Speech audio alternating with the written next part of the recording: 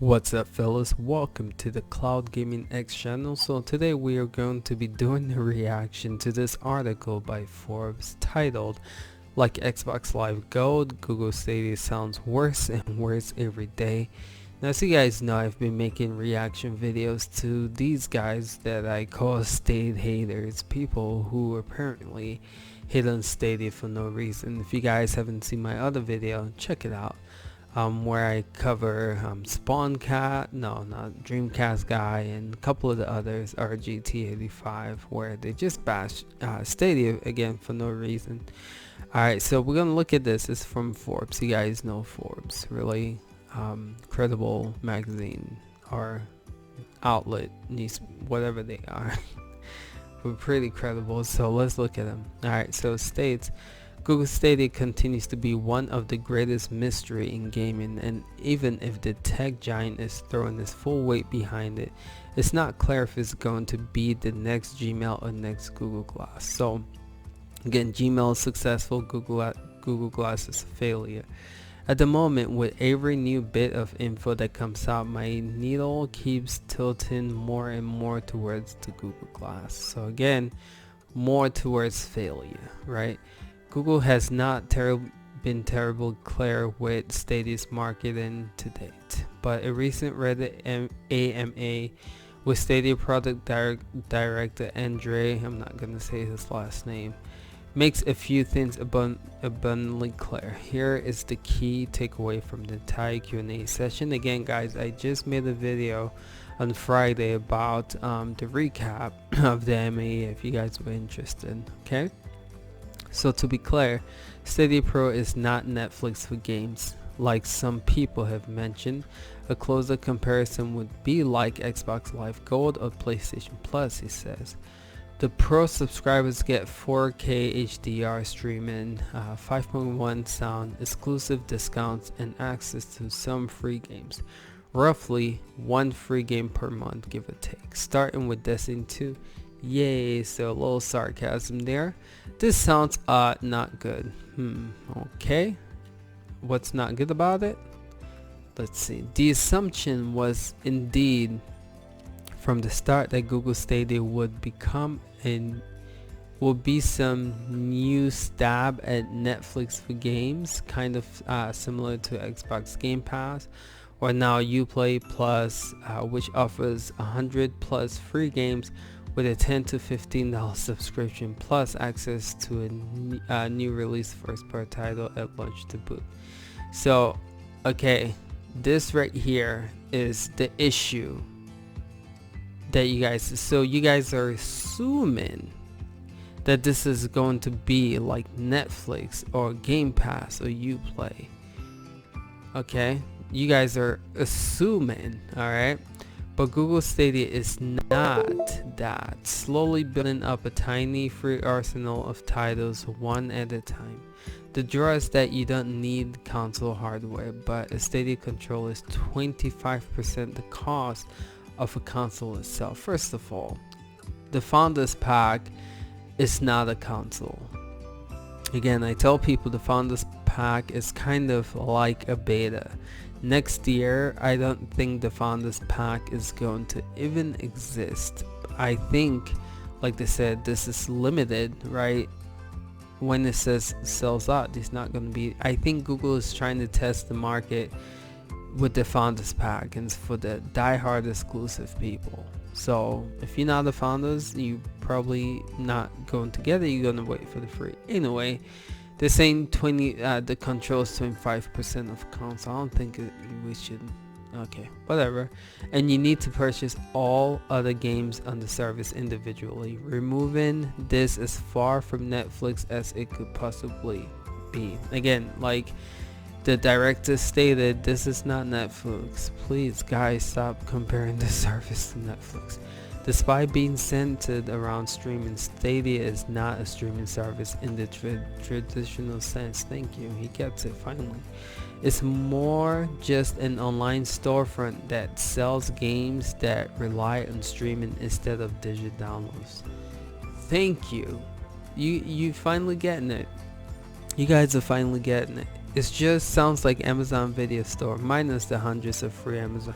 And he takes another jab at Stadia. I thought he was getting it, but there goes another jab right there. Okay, Google Stadia wants to compare itself to Xbox Live Gold or PlayStation Plus, and yet at $125 a year for 4K streaming tier, it is effectively twice the price of either of those. Again, cutting it into its but no hardware selling point. Oh, these guys. Okay, so alright, they doing the math. $120 a year if you pay $10 a month, right? Okay, I get that. 5 year, alright, so 5 years of premium Google Stadia, and the price increase over the Gold or Plus means you have essentially bought a console anyway. Okay, if you want to view it that way, sure. All of this leads me to a point I've been making for a while now, that I have no idea who Google Stadia is supposed to be for me. As a hardcore gamer, I would have considered getting Stadia to play some third-party games I like on the go, but knowing that is going to be a paltry list of free games, I'm going to have to rebuy them off of Stadia if I want to do that. Suddenly that's far less appealing. So okay, even Destiny 2, where I'm a super fan, I'll still have to rebuy most of DLC to stay current, and I'm really going to be doing that for PC once cross save is out. So that's not appealing. Okay, so he's pretty much saying that with Stadia you're gonna have to rebuy the games. There's a question about Steam, and maybe it's on here, but let's keep going. I've heard the arguments that Stadia is for non-gamers or casual mobile type gamers, a way to get them into hardcore gaming, because surely the only barrier to entry that the market is expensive hardware, right? Question mark. Okay, wrong. All this badly interesting. All this badly misunderstands the casual mobile market. If you're a mobile gamer, you're going to hate both painful price, usually $60 per game, and if you opt for the high price streaming tier, that's $100 a year subscription. Does that sound anything like mobile only gamer who would be interested? Hardware, no, sorry, read that too long. Additionally, there's a huge leap that most people seem to forget about between mobile style games and something that requires a controller to play. Often the barrier is not the cost of the hardware, but the hardware itself. My mom might be a world ranked Candy Crush player, but put a dual stick controller, dual stick, okay, in her hand, and she wouldn't know up from down, literally. Just ends up staring in the sky, spin circles. Okay.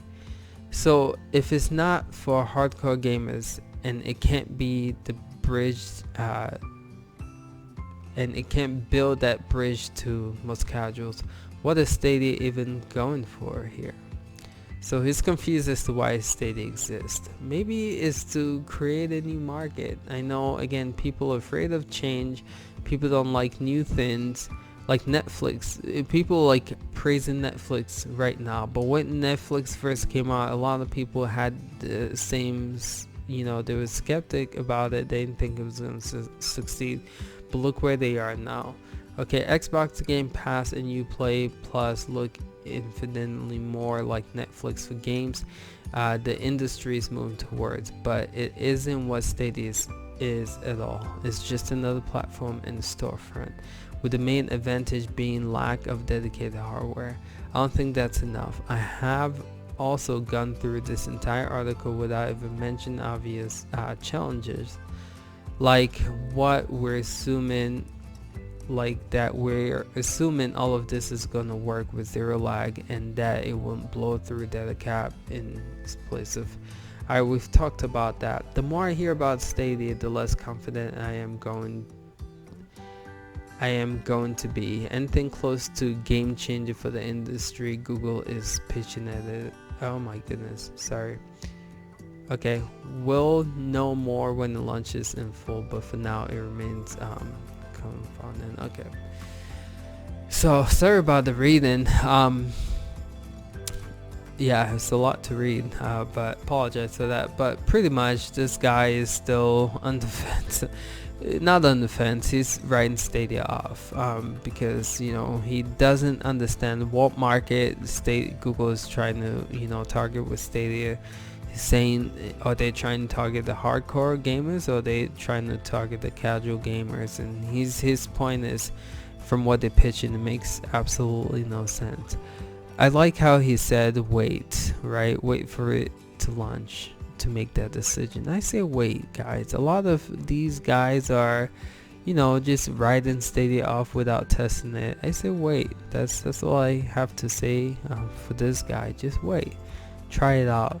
But the repeat, and what I'm hearing a lot of people say is that they're not okay with this new change coming. They don't know. This is the first time it's happened. Again, people don't like change. So if something's happening for the first time, people get very skeptical, and they just are afraid of what's to come with it. Alright, fellas, this wasn't that bad. I thought it would be worse, but thought I would just cover it to let you guys know what's going on. If you like this, hit the thumbs up button. If you want to see more reaction videos, definitely check it out. I've made several, and I will catch you guys in the next video. Till next time, peace.